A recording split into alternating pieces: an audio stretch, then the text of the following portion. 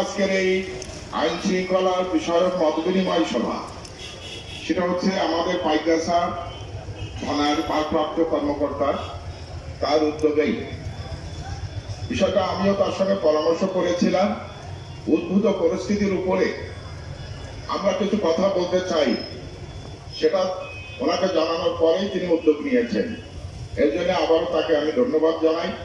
এখানে উপস্থিত আছেন অত্র ইউনিয়নের বিশিষ্ট জনেরা, সুধী জনেরা, সম্মানিত ব্যবসায়ী বৃন্দ, আওয়ামী লীগের নেতৃবৃন্দ, ছাত্রলীগ, যুবলীগ, কৃষক লীগ, শ্রমিক লীগের নেতৃবৃন্দ উপস্থিত আছেন। অগ্রিম আপনাদেরকে ঈদ মোবারক জানিয়ে আমি সংক্ষিপ্ত ভাবে আমার কথা শেষ করব। এই গরমের মধ্যে আপনাদের অধিকক্ষণ কষ্টের মধ্যে রাখতে চাই না। তা প্রিয় ভাইরা, জাতীয় সংসদ নির্বাচনের পর আমি যদিও এই ইউনিয়নে দু এক জায়গায় বিভিন্ন অনুষ্ঠান উপলক্ষে এসেছি। কোথাও কোথাও রাতের অন্ধকারে মিটিং করতে হয়েছে, কোথাও কোথাও আলোকিত অনুষ্ঠানে মিটিং করতে হয়েছে, কিন্তু এমনি দিনের আলোয় এভাবে মিটিং করার সুযোগ হয়নি। এবার আমরা এই আইন শৃঙ্খলা পরিস্থিতির উপরে কথা বলার জন্য এই ঐতিহ্যবাহী বাঁকা বাজারে আপনাদের সামনে উপস্থিত হয়েছি। রাউলি ইউনিয়ন বরাবরই আমার কাছে একটি অত্যন্ত প্রিয় ইউনিয়ন। অনেকগুলো নির্বাচন তো আমাকে মোকাবেলা করতে হয়েছে, নিজের জন্য, নেতৃবৃন্দের জন্য। অনেকবার নির্বাচন উপলক্ষে আপনাদের কাছে এসেছি, ভোট প্রার্থনা করেছি, এবং সেই ভোট প্রার্থনার মধ্য দিয়েই আমাদের জয় পরাজয় অনেক কিছুই আমাদেরকে মেনে নিতে হয়েছে। এবারের বিষয়টা আপনাদের সামনে সংক্ষিপ্ত ভাবেই কথা বলার প্রয়োজন মনে করছি। প্রথমত বলা যায় আপনাদের যে আমাদের মাননীয় প্রধানমন্ত্রী মহোদয়, যিনি জাতির জনকের কন্যা জননেত্রী শেখ হাসিনা, তিনি কি চান? তিনি তো এই বাংলাদেশটাকে চেয়েছেন সোনার বাংলায় পরিণত করবার জন্য। এই সোনার বাংলা তৈরি করবার স্বপ্ন ছিল তো জাতির জনকের স্বপ্ন। যখন জাতির জনকের অত্যন্ত অসময় ঘাতকের বুলেটে নিহত হতে হয়েছে, তার অসমাপ্ত স্বপ্ন রেখে গিয়েছেন বাংলার মানুষের জন্য। এবং সেই বাংলার মানুষের মধ্য থেকেই জননেত্রী শেখ হাসিনা উদ্ভূত হয়েছেন। অত্যন্ত দয়া পরবশে মহান আল্লাহ পাকের ইচ্ছায় তিনি জীবিত আছেন। তারা দুই বোন 1975 সালের 15ই আগস্ট বিদেশে থাকার কারণেই ঘাতকেরা তাদেরকে হত্যা করতে পারে নাই, আর সে কারণেই জননেত্রী শেখ হাসিনা জীবিত আছেন।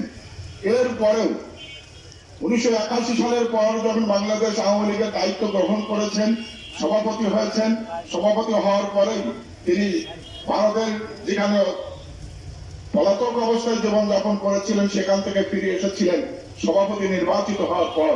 আর তারপর নিরন্তর এই বাংলাদেশ আওয়ামী লীগের সভাপতির দায়িত্ব পালন করছেন।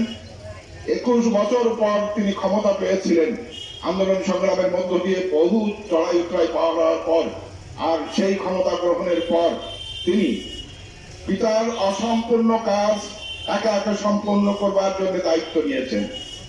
এই অধ্যায় বলতে গেলে অনেক সময় প্রয়োজন হবে। আমি এখানে এই অধ্যায়টা সমাপ্ত করতে চাই এই কথার মধ্য দিয়েই যে তিনি তার পিতার স্বপ্ন পূরণ করবার জন্যই এই বাংলাদেশটাকে সোনার বাংলায় পরিণত করতে চেয়েছেন, যেখানে ক্ষুধা থাকবে না, যেখানে দারিদ্রতা থাকবে না, যেখানে সন্ত্রাস থাকবে না, যেখানে উন্নয়ন আর উন্নয়ন, একের পর এক উন্নয়নের মধ্য দিয়েই সেই তলাবিহীন ঝুড়ির বাংলাদেশকে তিনি উন্নয়নের গগনে একে একে তুলে নিয়ে যাচ্ছেন। উন্নয়নের মহাসড়ক পেরিয়ে আমাদের নেত্রী এখন উন্নয়নের মহাসাগর পাড়ি দিতে শুরু করেছেন। তার নেতৃত্ব এই বাংলাদেশের নেতৃত্বের, এই বাংলাদেশের গণ্ডি ছাড়িয়ে এখন বিশ্ব নেতৃত্বের পর্যায়ে চলে গিয়েছে। তাহলে তিনি আমাদের কাছে কি প্রত্যাশা করেন? আমরা তার সৈনিক, আমরা তার কর্মী। আমাদের কাছে তিনি কি প্রত্যাশা করেন? তিনি তো এই প্রত্যাশা করেন যে আমাদের নিজ নিজ কর্মক্ষেত্রটা, আমার কর্মক্ষেত্র পাইকগাছা এবং কয়রা, প্রত্যাশা করেন তিনি এই এলাকার মানুষ যেন ক্ষুধা এবং দারিদ্র্যের তাড়নায় অতিষ্ঠ না থাকেন, ক্ষুধার যন্ত্রণায় না জানে ভোগেন।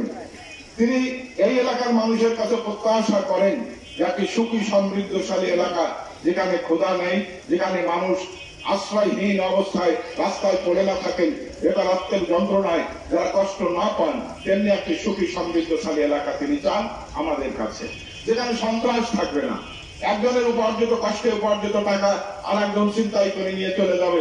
একজন কিছুই করে না, সাদা জামা গায়ে দিয়ে এক ব্যবসায়ের কাছে বলবে দাও টাকা দাও, তার উপার্জিত টাকা চাঁদাবাজি করে জীবনযাপন করবে।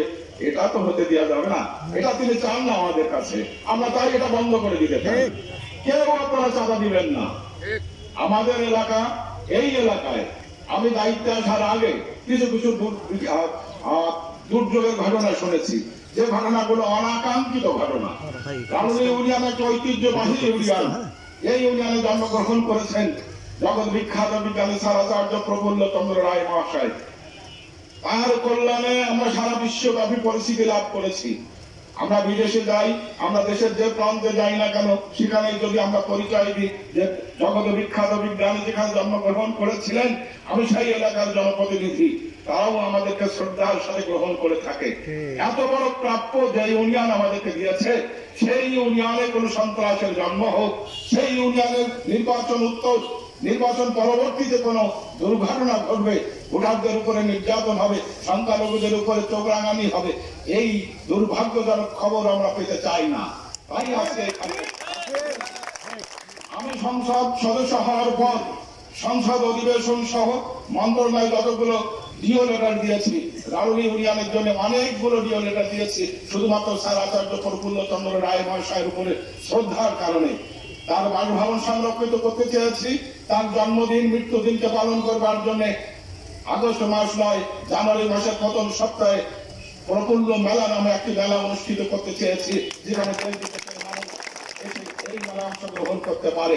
এমনি করে অনেকগুলো ডিও লেটার দিয়েছি। তার শিক্ষা প্রতিষ্ঠান ভুবনমোহনী বালিকা বিদ্যালয়কে আমরা সরকারি বালিকা বিদ্যালয় হিসাবে ঘোষণা করবার জন্য আমরা দাবি জানিয়েছি। আমরা আজকে হরিশ্চন্দ্র ইনস্টিটিউট এটাকে বিজ্ঞান কলেজ হিসাবে তৈরি করবার জন্য আমরা ডিও লেটার দিয়েছি। এতগুলো বিষয় আমরা চেয়েছি শুধুমাত্র আচার্য প্রফুল্ল চন্দ্র রায় মহাশয়কে কেন্দ্র করে। আমরা আরো ভবিষ্যতে কোন আচার্য প্রফুল্ল চন্দ্র রায় জন্মগ্রহণ করবে কিনা জানি না, কিন্তু যিনি জন্মগ্রহণ করেছিলেন তাকে অনুসরণ করে যদি আর একটাও আচার্য প্রফুল্ল চন্দ্র রায় জন্মগ্রহণ করতে পারে, আমরা তার পরিবেশ তৈরি করে দিতে চাই। আমাদের সময় আমরা সেটা করতে চাই।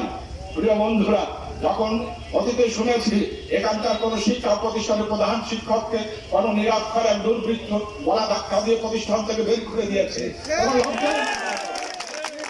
লজ্জা সারা বাংলাদেশের লজ্জা হয়েছে, সারা বাংলাদেশের শিক্ষক সমিতির লজ্জা হয়েছে। আমরা এই দৃশ্য আর দেখতেও যেমন চাই না, শুনতেও চাই না, এবং যদি কেউ অঙ্কুরোদ্গম হয় সেটা অচিরেই আমরা সেটাকে ধ্বংস করে দিতে চাই।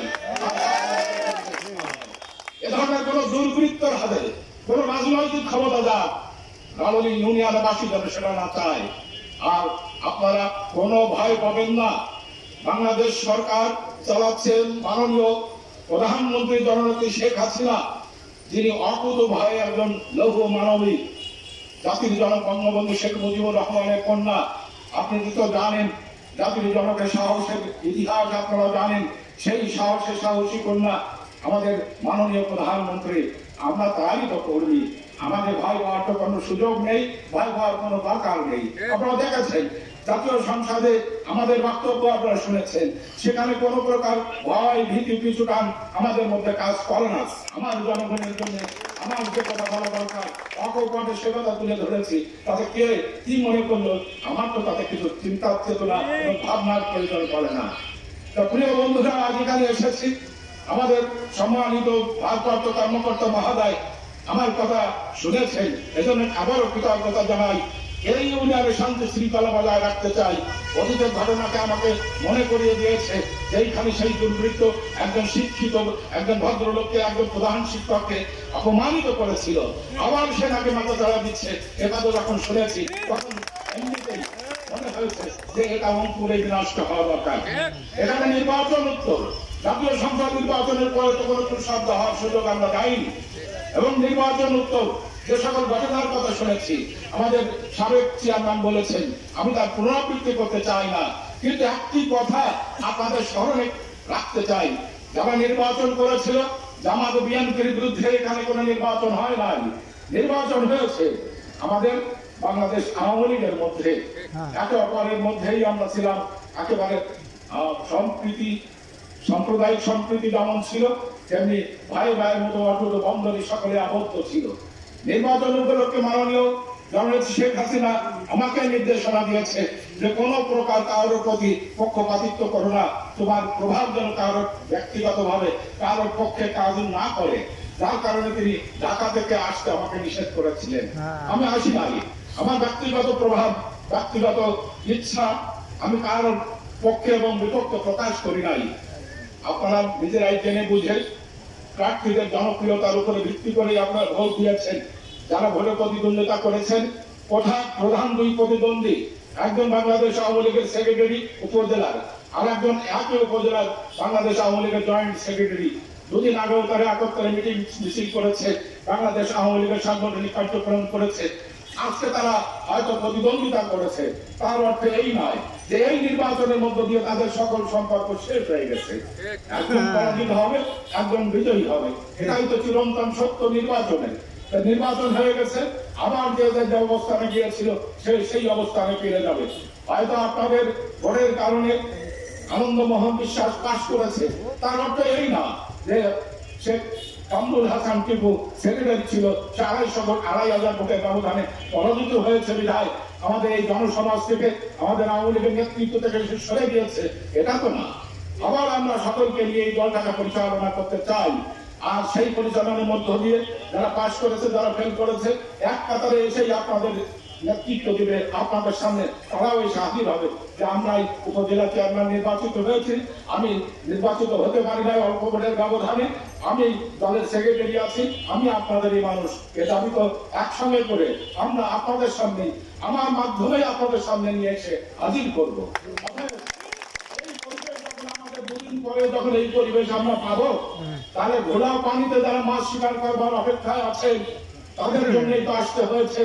সংখ্যালঘু সম্প্রদায়, মুসলিম সম্প্রদায়ের জন্য পবিত্র আমানত আগামীকাল ঈদুল আজহা। আপনাদেরকে মনে নাই যে সংখ্যালঘু সম্প্রদায় আমাদের পবিত্র আমানত? আমরা যদি মুসলিম সম্প্রদায়ের মানুষ হয়ে থাকি, আমরা যদি ইসলাম ধর্মের মানুষ হয়ে থাকি, তা সংখ্যালঘু সম্প্রদায়ের উপরে চোখ রাঙানো কতখানি ধর্ম বিরোধী কাজ, কতখানি আইন বিরোধী কাজ, এটা আপনাদের মনে রাখতে হবে এবং মেনে চলতে হবে। আর যদি সেটা না মানেন, তাহলেই তো তখন আইনের প্রয়োগ করতে আমরা বাধ্য হব। আমরা আমাদের সংখ্যালঘু সম্প্রদায়ের কোন মানুষ অন্যায়ভাবে নির্যাতিত হোক, অন্যায়ভাবে অপমানিত হোক, ভোট দেওয়ার বিনিময়ে 2001 সালে যে ঘটনা ঘটেছিল, নৌকা প্রতীকে একটি ভোটের বিনিময়ে, ভোট দেওয়ার বিনিময়ে তাকে অপমানিত হতে হয়েছে, তার বাজার থেকে গলা ধাক্কা দিয়ে বের করে দিতে হয়েছে। সেই দুর্দিন দুঃসময় আমরা জননেত্রী শেখ হাসিনার আমলে আর দেখতে চাই না, বাংলাদেশের কোন আমলে আমরা আর সেটা দেখতে চাই না।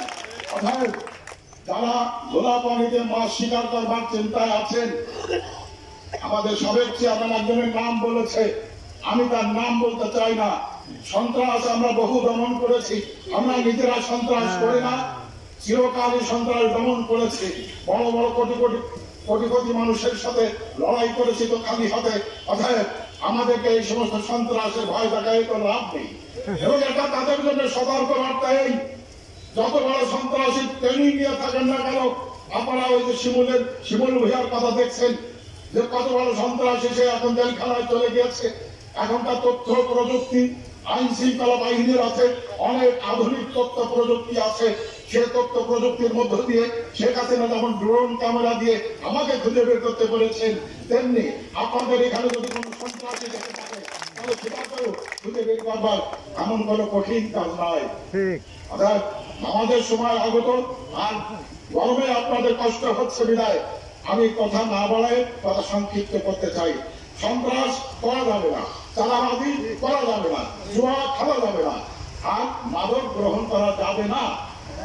এগুলো যারা না মানবেন, আইন শৃঙ্খলা কমিটি, আইন শৃঙ্খলা বিশেষ বাহিনীর কর্মতৎপরতা আপনাদের বিরুদ্ধে যাবে।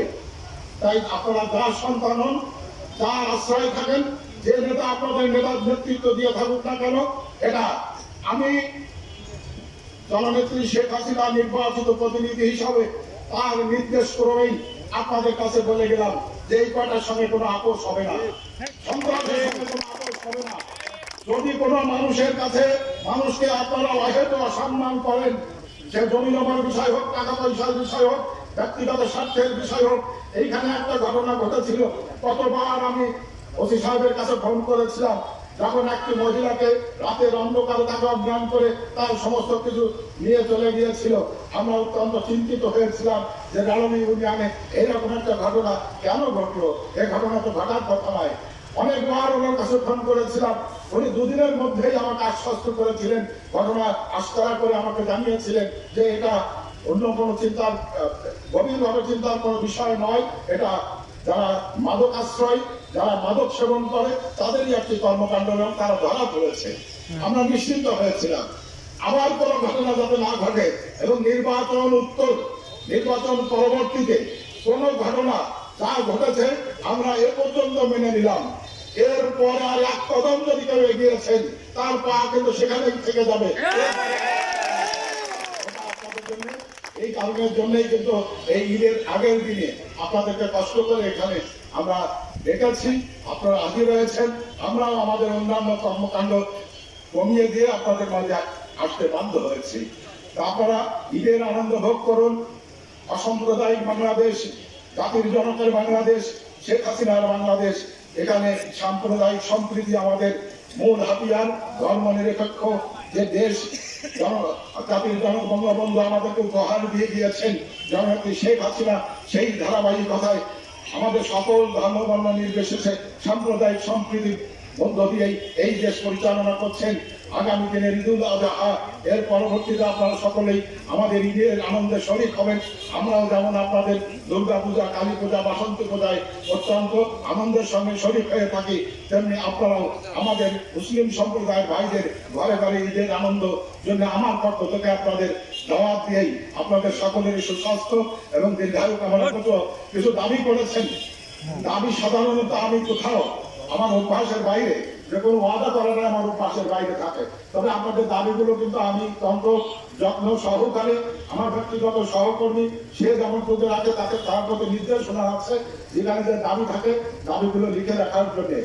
এবং দেখেছেন এই বাবদ এই কয়েক মাসের মধ্যে আপনারা যেখানে যে দাবি করেছেন সে দাবিগুলো কিন্তু প্রমাণ নয়, আমি করবার চেষ্টা করেছি, অনেকগুলো করা হয়েছে। এবং আপনাদের অনেক না বলা দাবিও কিন্তু আমার চিন্তা চেতনার মধ্যে যা আছে, কারণ আমার তো এই বাইশটা উপজেলা অনেকবারের পদচারণার মধ্য দিয়ে মুখস্থ আছে। এখানে আমি উপজেলা চেয়ারম্যানের দায়িত্ব পালন করেছি, ফলে অনেক আপনাদের না বলা কথাও আমার মুখস্থ রয়ে গেছে।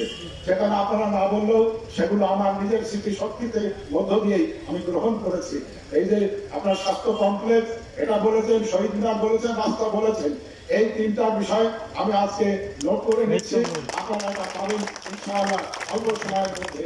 আর সব থেকে বড় বিষয় এই যে রেমেল ঝড়ে আমাদের এলাকা বিধ্বস্ত হয়েছে, রালনী ইউনিয়নের একটি অংশ বিধ্বস্ত হয়েছে, সেখানে দেখেছেন আমাদের তৎপরতা সেখানে আছে। আপাতত ত্রাণ দিয়ে সেখানকার ক্ষতিগ্রস্ত মানুষদেরকে যতটুকু আশ্বস্ত করা যায় আমরা সেটাকে চেষ্টা করছি এবং স্থায়ীভাবে সেখানকার যাতে আপাতত মানে আগামী ভবিষ্যতেও দুর্যোগের মধ্য দিয়ে সেখানে যাতে আর ক্ষতিগ্রস্ত না হয় সে ব্যবস্থাও নেওয়া হয়েছে। তো আর যে সকল বিষয় সেটা ক্রমান্বয়ে কাজের মধ্য দিয়ে আপনাদের সঙ্গে মত বিনিময় করে নেওয়া হবে। এখানে আমাদের চেয়ারম্যান সাহেব আছেন, বীর মুক্তিযোদ্ধা আবুল কালাম আজাদ, আমাদের মুরব্বী চেয়ারম্যান। আমি ওনার সঙ্গে কথা বলেছি, এবারের ঈদের যে 10 কেজি করে চাল, এই চালটা আমাদের পক্ষ থেকে, দলের পক্ষ থেকে যেটা দেওয়া হয়ে থাকে, এটা এবার আমি ঢাকায় থাকার কারণে দিতে পারি নাই, ওনার কাছে রয়ে গিয়েছে, ওনাদের মাধ্যমে বিতরণ করা হয়েছে। এই বিষয়টা নিয়ে একটা ভুল বুঝাবুঝি থাকতে পারে মেম্বারদের মধ্যে সাধারণত, সেই ভুল বুঝাবুঝিটার অবসান ঘটানোর প্রয়োজন। ভুল বোঝাবুঝিটা এই ওনারা মেম্বার হয়েছেন, ওনারা চেয়ারম্যান হয়েছেন, মনে করছে যে এটা আমাদের উপরে বরাদ্দ, আমরাই এটা দিব, কিন্তু এর মধ্যে আমাদেরও একটা ভাগ থাকে এই কারণে যে আমরা দলের প্রতিনিধিত্ব করি। জননেত্রী শেখ হাসিনার যে সমস্ত অনুদান, এই অনুদানগুলো শুধুমাত্র ইউনিয়ন পরিষদের জন্য নয়, অনেক মেম্বার আছেন যারা দলের নয়, অনেক চেয়ারম্যান আছেন যারা দলের নয়। শেখ হাসিনার বরাদ্দ ওনারা ওনাদের দল সাজাবেন, আর শেখ হাসিনার কর্মী যারা নৌকা প্রতীকে ভোট দিয়ে থাকে আর যারা অন্য প্রতীকে ভোট দিয়ে থাকে, যদি কোনো মেম্বার, কোনো চেয়ারম্যান অন্য প্রতীকের মানুষদের বেশি খেদমত করে দলভাগী করতে চায়, আর আমার নৌকা প্রতীকের কর্মীরা হাউতাস করে যে আমি নৌকায় ভোট দিলাম, অমুক দেয় না, এইটা নিরসন করার জন্য ওই অনুদানের একটি অংশ আমাদের দলীয় নেতৃবৃন্দের কাছে আসতে হবে, এটাই আমি বলেছি। আমি বলেছি যে না, সেটা করা সঠিক। এবং আমার কাছে যে জননেত্রী শেখ হাসিনা সকল বরাদ্দ এমপি হিসাবে আমার কাছে আছে, আমি চেয়ারম্যানদের মধ্যে একটি অংশ তার দিয়ে থাকি। এই আদান প্রদানের বিষয়টা থাকা উচিত সমন্বয় করার জন্য, যাতে আমাদের ইউনিয়নের বরাদ্দটা নিয়ে আমাদের নৌকা প্রতীকের কর্মীরা কেউ অভুক্ত না থাকে, কেউ বঞ্চিত না থাকে, সেইটা দেখভালের জন্য এটা আমরা করার চেষ্টা করেছি। এবং সেটা আপনারা যদি কোনো মেম্বার সাহেব ক্ষোভ করে থাকেন যে আমার নামে বরাদ্দ আমি দেব না, করতে পারেন, কিন্তু সেটা হিসাব করেই করবেন যে আগামীতে আপনি কি পাবেন। আর চেয়ারম্যান সাহেব এই বিষয়টা নিশ্চিত করবেন। এবার একটু ব্যতিক্রম হয়ে গেছে, আগামীতে যাতে এটা না হয়। তো আমি আর কথা বাড়াচ্ছি না।